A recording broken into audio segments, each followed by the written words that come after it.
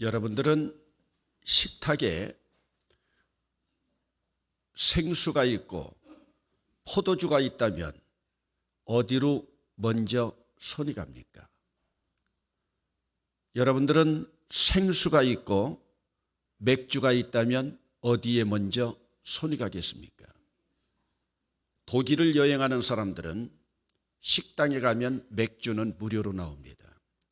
생수는 사 먹어야 됩니다. 이번에도 아프리카를 여행하는데 모든 음료수는 뷔페 식당에서 무료로 나옵니다. 물은 따로 주문을 하든지 사 먹어야 됩니다. 모든 나라의 문화는 각각 다릅니다. 여러분, 유대인의 유월절 예식을 제대로 치르기 위해서는 최소한도 포도주 4잔을 마셔야 됩니다. 포도주 4잔을 마시지 못하는 사람은 유월절 제사를 드릴 수가 없습니다. 유월절 제사를 드릴 수 없다면 하나님의 절기를 바르게 드릴 수가 없습니다. 물론 잔의 크기는 다를 수가 있습니다. 그러나 전통적으로 내려오는 이 예식 가운데 보면은 유월절 제사에서 최소한도 포도주는 4잔이다. 이것이 유대인들의 식탁 예법이고 식탁으로 만찬으로 내려오는 한 가정의 전통입니다. 이 안에서 쉐마의 말씀이 교육되고 탈무드가 그 안에서 나타나고 토라라고 하는 하나님의 율법 공부가 그 안에서 진행되는 유대인의 전통입니다. 가나라고 하는 지역이 나옵니다. 나다니엘의 고향입니다. 그런데 오늘 본문 마지막 부분에 보면 예수께서 이루신 첫 번째 기적이다. 여러분, 예수님이 공생에 시작하면서 첫 번째 기적이 오늘 본문이라고 하면 이 본문은 예수님이 지금 율법의 시대를 접고 새로운 복음의 시대를 향하여 나아가는 전환점입니다. 오늘 본문이 바로 예수님 생애의 터닝 포인트입니다. 지금까지 육적인 하나님의 아들로 마리아의 아들로 자라나셨다면 이제 여기에서부터 새로운 복음의 지평을 열면서 이 포도주에서부터 십자가로 향합니다. 그러면 여러분 눈치채신 분들은 포도주에서부터 십자가까지 일관성 있게 나가는 것을 볼 수 있습니다. 포도주는 붉은색입니다. 십자가가 붉은색입니다. 그 십자가는 예수님의 피를 상징합니다. 그러기에 예수님이 지금 영적인 시온의 대로를 걸어가고 있는 것은 붉은색 포도주로부터 시작해서 붉은색 십자가를 향하여 나아가는 이 여정을 오늘 본문에서 분명히 보여주고 있습니다. 그런데 붉은색 십자가를 향하여 나아가는 길에서 가장 중요한 일은 무엇이냐? 율법을 깨뜨려야 된다는 것입니다. 신의 산에서 받은 돌비가 깨어져야 된다는 말씀입니다. 눈에 보이는 것을 깨버리라는 것입니다. 눈에 보이는 것을 깨버리고 사람들에게 증거는 되지 않지만 그들의 카르디아, 마음을 향해서 그들의 생각을 향해서 그곳에다가 색이라고 하는 것이 오늘 본문 속에서 자연스럽게 드러나고 있습니다. 왜 하필이면 정결의식을 행하는 돌 항아리입니까? 오늘 이 돌 항아리에 물이 가득 채워져 있는 것도 아닙니다. 지금 이 돌 항아리 2-3통 드는 돌 항아리 6개가 있는데 이 돌 항아리에 모두가 다 가득 채워져 있는 것이 아닙니다. 그러나 율법으로 돌 항아리가 율법을 상징하고 있는데 정결 예식을 나타내는 이 물 항아리가 율법으로라도 차고 아귀까지 차서 넘쳐 흐르면 이것이 어디까지 와야 되느냐? 율법은 결국 복음으로 끝나야 됩니다. 율법은 결국 십자가까지 나가야 됩니다. 이 율법을 다른 말로 하면 지식이라고도 할 수 있습니다. 이 지식은 선과 악을 알게 하는 지식의 나무입니다. 여러분, 이 세상에서도 성숙한 사람들은 지식이 넘쳐서 어디까지 흘러가야 되느냐? 지식이 넘쳐서 지식으로, 지성으로만 넘쳐 있으면 아무 의미가 없습니다. 오늘 이 세상에도 보면은 지식이 넘치고 지성이 넘친 사람들이 어디까지 나아가느냐? 사랑이라고 하는 두 단어까지 나아가면 그 사람은 성공한 사람입니다. 그러나 우리나라 역대 대통령을 본다 하더라도 믿는 자들이나 믿지 않는 자들이나 기독교나 불교나 다른 종교를 가진 자들이 지식으로는 그들이 가득 찼을지 모르지만 가득 찬 그것을 자기들 욕심으로 다 버리다가 보니까 사랑은 사라져버리고 모두가 다 감옥으로 가고 있는 것입니다. 자기의 욕심을 내려놓지 못하고 아무리 높은 지식의 단계까지 갔다 하더라도, 여러분, 지식에까지 가고 우리가 이룰 것을 이룬 자들은 마지막 무엇으로 베풀어져야 되느냐? 기독교적인 용어가 사랑이라면 불교적인 용어는 자비입니다. 우리 가깝게 있는 경주에 있는 경주 최씨들, 그 경주 최씨의 우두머리 되는 그 어른들이 이룬 모습들 가운데 보면 그들에게 부라고 하는 것은, 그들에게 재산이라고 하는 것이 하나의 그들의 지식이었다면 그 지식은 결국 그들이 경주 들판에서 백리 안에 굶어 죽어가는 사람이 없어야 한다고 그들이 베푼 것으로 그들이 나타나기 때문에 그들의 부는, 그들이 가지고 있는 지식은, 그들이 가지고 있는 재산은 결국 많은 사람들에게 혜택을 주었기 때문에 세월이 흐른 지금까지도 우리에게 아름다운 감동으로 나타나고 있습니다.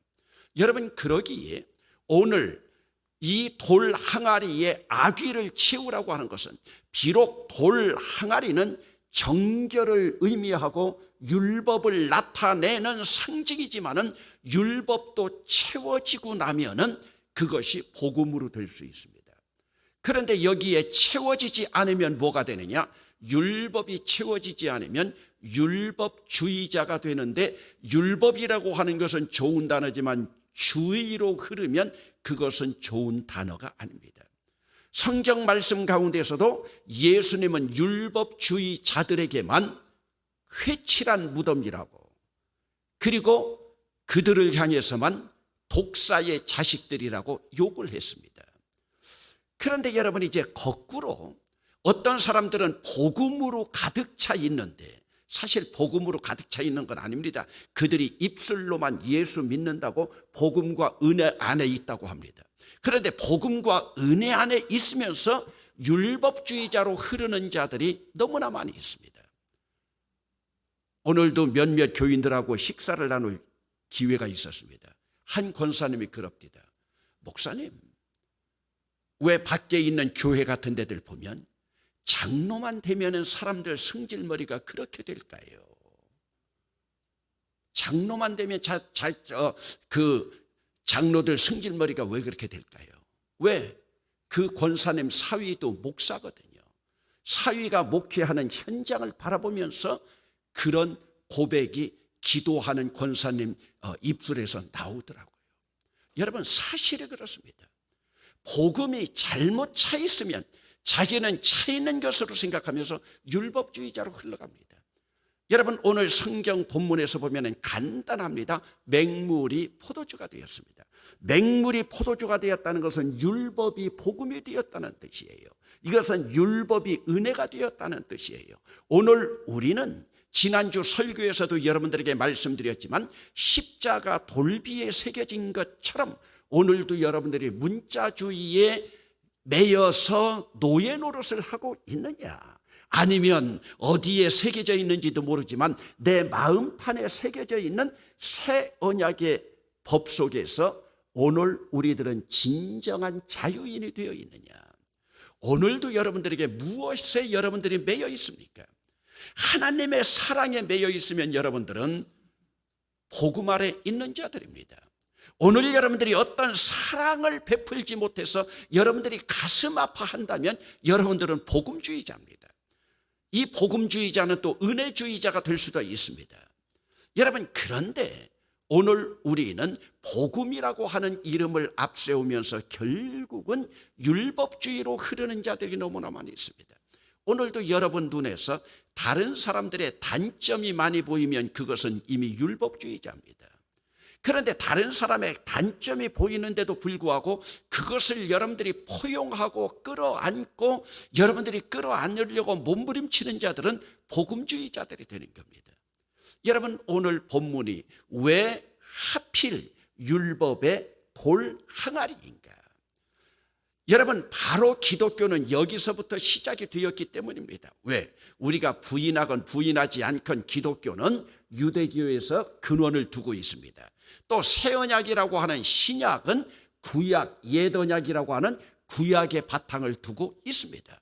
그러나 예수 그리스도가 오심으로 말미암아 예수 그리스도는 율법의 항아리를 깨뜨리지 않고 예수님은 율법을 폐하기 위해서 오신 분이 아니라 율법의 항아리는 그대로 두지만 율법의 항아리 안에 있는 물들을 변화시킴으로 말미암아 맹물 같은 내 인생이 와인빛 같은 포도주 같은 인생으로 바뀌어졌습니다.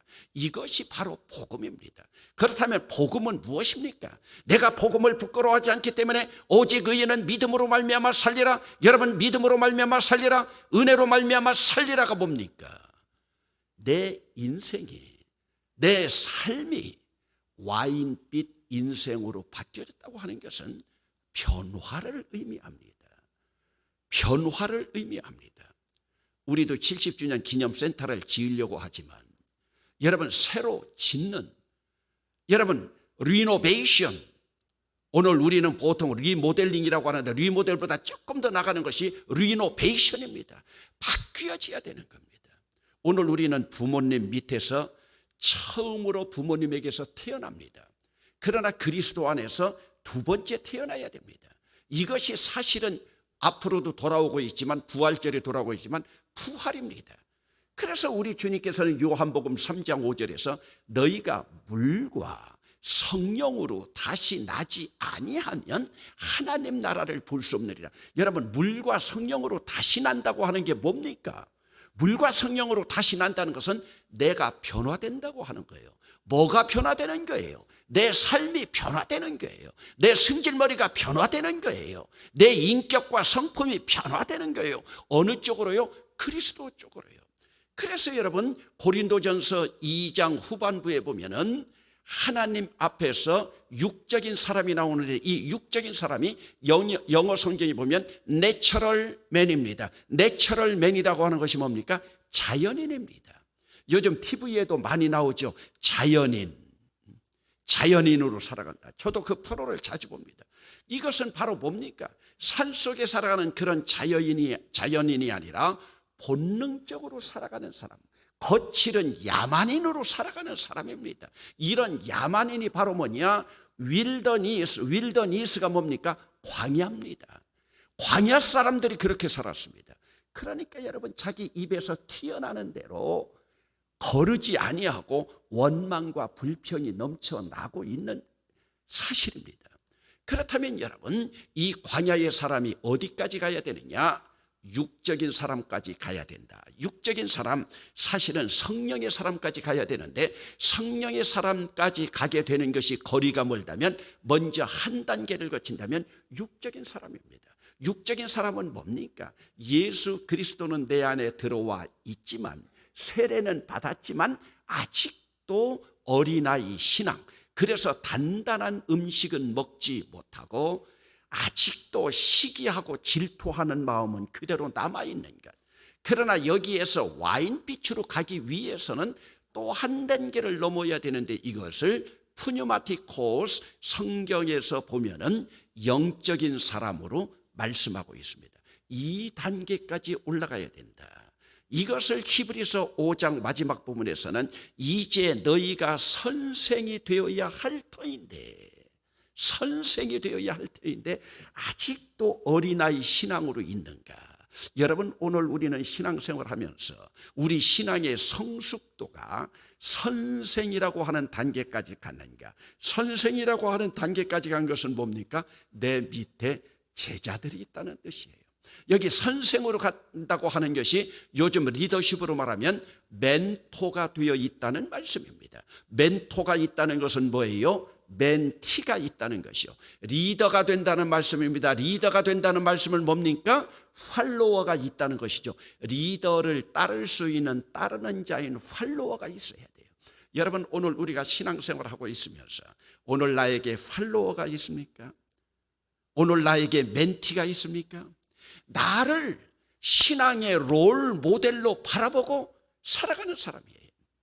지난주에 우리 목사들 한 35년 동안 모이는 우리 목사 그룹이 있어가지고 전국에서 목사들이 저 밑에 따뜻한 거제도에서 모였습니다. 그런데 그 거제도에서 모였는데 제 가까운 친구 가운데 그 친구 딸이 아직 35살이 됐는데 결혼을 못했어요. 얼마 전에는 제 아내가 또 이렇게 중매를 해줬는데 그 중매도 깨어졌어요. 그런데 제 아내가 물었어요. 그 목사님에게 그 딸이 눈이 높은 것이냐 아니면 다른데 새로운 이상을 가지고 있느냐. 그랬더니 그 목사가 하고 목사 사모가 하는 이야기요. 우리 딸의 롤 모델은 박희종 목사라는 거예요. 박희종 목사라는 거예요. 그럼 지가 나이 좀 일찍 먹던지 제 세대에 태어났던지 박희종 목사라는 거예요. 여러분, 제 친구 딸들한테도 이렇게 인기가 있다니까요. 그리고 산까치야 노래 불렀던 게 최한순 사모 그 딸은 결혼식을 하려고 하는데 너는 결혼식 하는데 누가 줄에 봐줬으면 좋겠느냐. 걔가 제 이름은 모르니까 저는 미니네 목사님이 줄에 봐줬으면 좋겠습니다. 미니가 누구요? 제 딸 아니요. 걔는 제 딸을 알고 제 이름을 모르니까요. 야, 지금 대구에서 얼마나 바쁜데 서울까지 어떻게 오시느냐.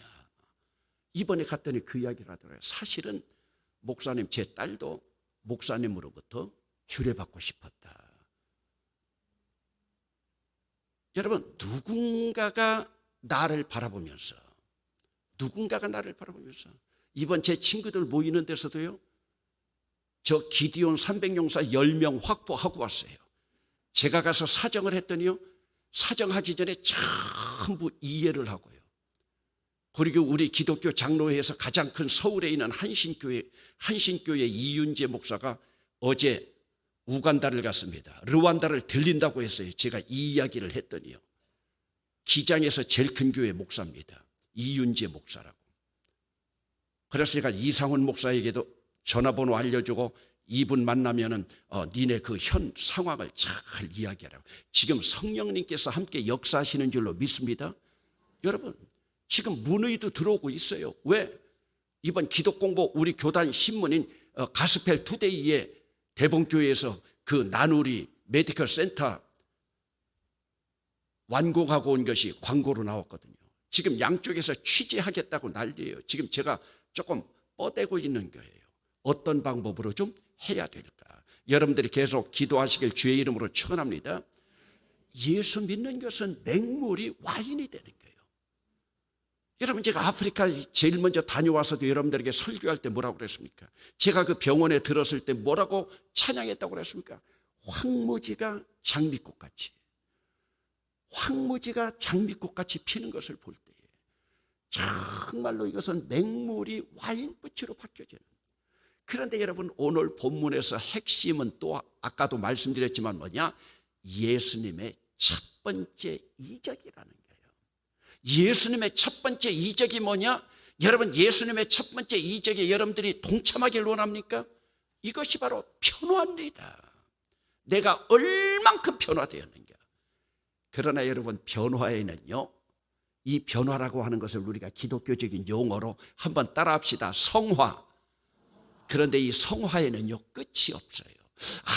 여기까지 왔으니까 됐다. 아니요. 성화에는 끝이 없어요. 그렇기 때문에 우리는 이 세상에 있을 때 예수님까지 닮아갈 수가 없다고 하는 말씀이에요. 그러면 이 지식의 나무 열매로 가득 찼다 하더라도 지식의 나무 열매로 가득 찼다는 상징이 뭡니까? 두뇌입니다.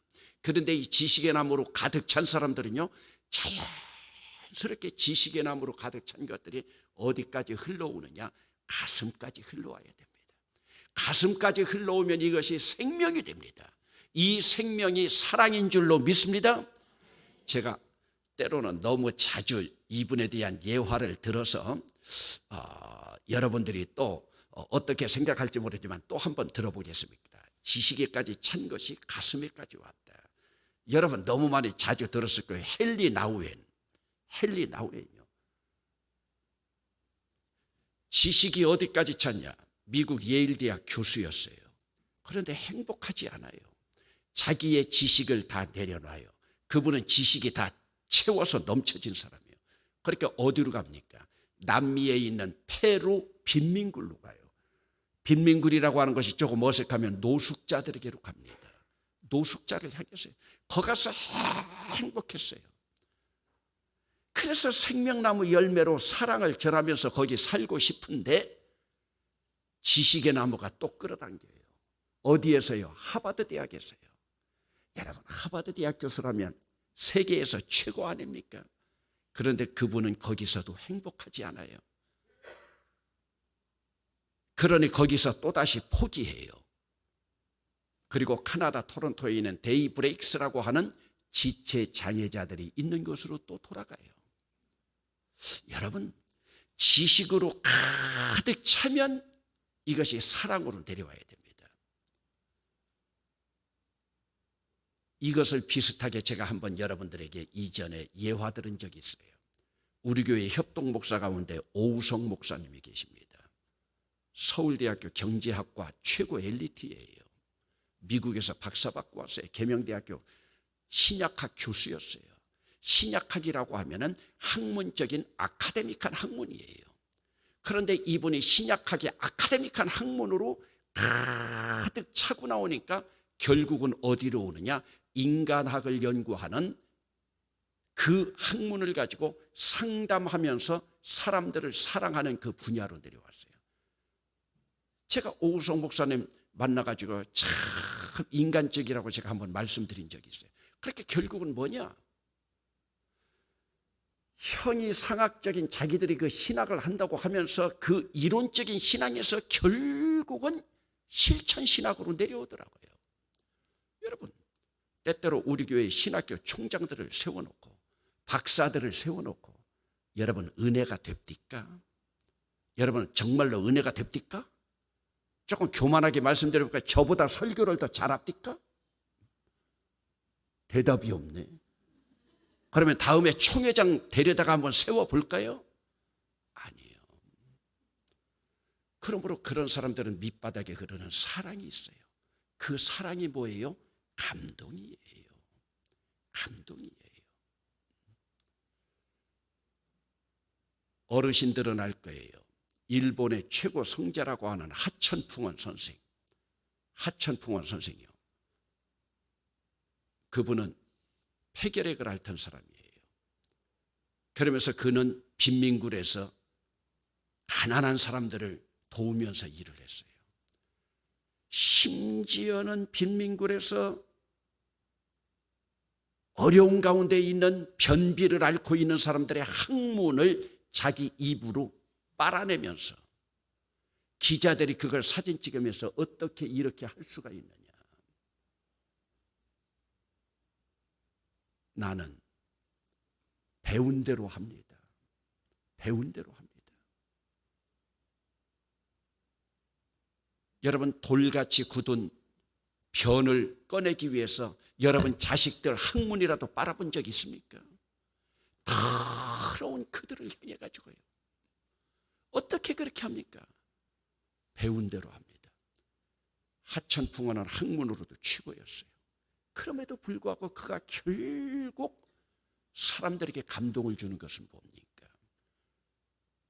그의 인생이 와인빛과 같은 포도주 삶으로 갔기 때문에 이제 부활절도 다가오지만 우리 주님은 부활의 영광에 이르고서도 십자가를 이긴 부활 가운데서 본때 있게 예루살렘에 있는 권위자들 앞에 나타난 것이 아니라 가자. 근데 저는 가자를 읽을 때마다 가자라고 안 읽어요. 가련다 갈릴리로. 가련다 갈릴리로. 왜 갈릴리로 갈까요? 어렵고 고통당하고 낮은 자들의 친구가 되기 위해서 그들을 향해서 가고 있는 거예요. 오늘 너희가 와인빛으로 너희 인생이 복음으로 변해졌느냐? 복음의 삶으로 살아가고 있느냐? 여기에서 변화되어진 모습으로 이제 이 뒤에서부터 예수님의 행렬을 보세요. 와인빛 인생을 보여주신 그 예수님이 가난한 자, 고아, 과부, 나그네, 병자들을 찾아 나서는 예수님의 행진 속에서 왜 제일 먼저 그러한 삶을 살아가지도 못하는데 오늘 우리에게 와인빛 포도주의 인생을 보여주었을까? 결국 포도주의 인생이 무엇인가? 여러분, 저는 오늘 본문 속에서 왜 예수님의 첫 이적이 거창하게 환자들을 치료하고 그들을 일으켜가지고 박수받는 그런 모습이 아니라 잔치집이 초상집처럼 변해서 잔치집 주인이 지금 안절부절 못하고 있는 그 상황에서 율법을 상징하는 맹물을 떠다가 복음을 상징하는 포도주로 바꾸었을까? 여러분, 금년 1년 살아가면서 오늘 우리 인생이 와인빛만 보여진다고 하면 얼마나 복되겠습니까?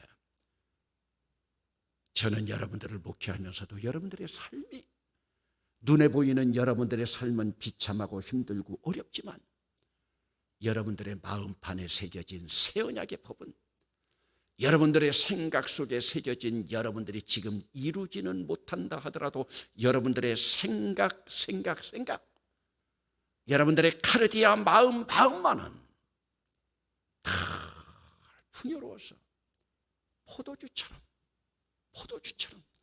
주님께서는 더 그 이상의 것들을 원하고 있는데 포도주 인생이 되어서 포도주 인생 너머에 결국은 포도주까지도 만드신 예수 그리스도 하나님과 접목되어서 손잡고 가는 그 인생길, 이 인생길이 진정한 행복일진데 저와 함께 손잡고 힘들고 어렵지만 이 길을 걸어갈 수 있기를, 그래서 예수 믿고 행복해졌다.